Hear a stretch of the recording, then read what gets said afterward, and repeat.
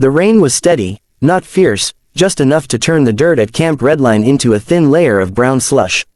Floodlights sliced through the mist, illuminating the line of new arrivals, mud-smeared, hollow-eyed soldiers who had just returned from what command called a classified recovery op.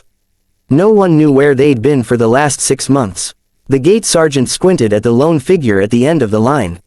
She stood with calm stillness, hood shadowing her face. Her uniform was stripped of insignia, dog tags missing. Name, the sergeant barked. She didn't flinch. Captain A. Voss. The name hit the air like a spark on dry powder. The sergeant blinked, then frowned at his clipboard. Voss, as in, the Lost Platoon. That whole unit's listed as Kia. The woman raised her gaze, eyes cold and unreadable. Then you're talking to a ghost. The men nearby exchanged glances. Someone chuckled nervously, trying to break the tension. The sergeant straightened, his tone tightening. Ghost or not, protocol's protocol. Roll up your sleeve. Identification tattoo verification. For a moment, she didn't move.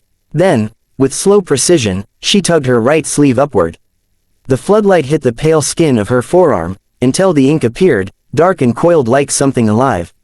A three-headed hound, jaws open, eyes burning, Cerberus, the mark of the Lost Platoon. Every soldier in Redline knew the legend, an elite recon unit sent into the Karakoram exclusion zone 2 years ago. No bodies were ever found. Only whispers returned, of black sites, rogue experiments, and a unit that refused orders.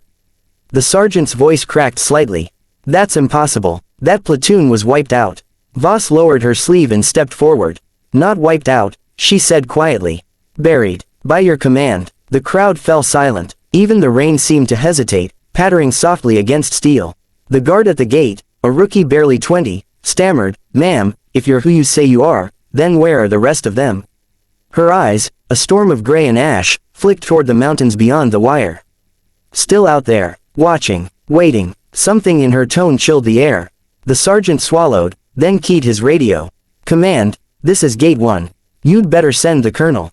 We've got a situation."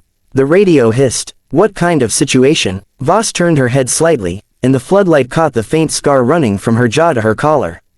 "The kind you thought you'd never see again," she murmured. The gate fell silent. Every man there could feel it, the weight of the dead walking back through the wire.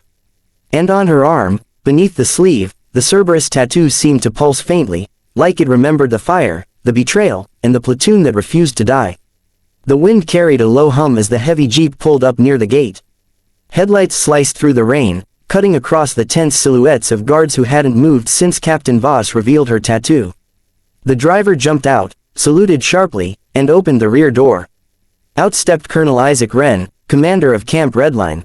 His coat was buttoned to the collar, his face a hard mask that looked carved from stone. He scanned the scene, the soldiers, the silent woman, the fear hanging in the air like static. "Who authorized this circus?" Wren demanded. The sergeant stammered, "Sir." She identified herself as Captain Voss. Wren's eyes snapped to her. "That's impossible." He stepped closer, boots crunching in the mud. "Voss died in Operation Cerberus.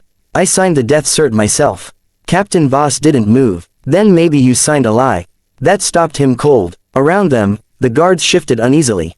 The colonel's jaw tightened. "Show me your arm." She didn't hesitate this time. The sleeve slid up, revealing the Cerberus tattoo, 3 heads, jaws dripping with ink black fire, eyes that seemed to glare even in the dim light. Wren's breath caught. For the first time, the soldiers saw a crack in the man's armor. He looked like he'd seen a ghost, because in a way, he had. "I buried 6 of you," he said quietly. 6 caskets, 6 flags. Voss tilted her head. "Then you buried the wrong bodies." The colonel's composure faltered. "Where have you been, Captain?" Her voice was calm, but every word struck like a hammer. "We were sent to the exclusion zone to retrieve a downed recon drone." But it wasn't a drone, was it? It was a prototype beacon, something built to test human resilience to resonance frequencies. Wren froze. "That's classified." "Classified?" she echoed bitterly. "You mean buried. We weren't supposed to survive, were we?" Lightning split the sky, white and violent. In its flash, the soldiers saw her face clearly, scarred, hardened, eyes hollow from things unspeakable. Wren tried to regain control. "That mission doesn't exist, Captain. You're mistaken." Voss stepped forward, her boots sinking into the mud. Mistaken. Then how do I have your authorization code burned into my wrist from the detonation console you ordered us to trigger? She lifted her left hand, and there it was, a faint pattern of seared skin, unmistakable. The guards gasped. Ren took a step back, the color draining from his face. What do you want? He asked finally. Voss's expression didn't change. Justice, for the men you erased. For Cerberus. A thunderclap rolled across the camp. Somewhere beyond the wire, dogs began to howl.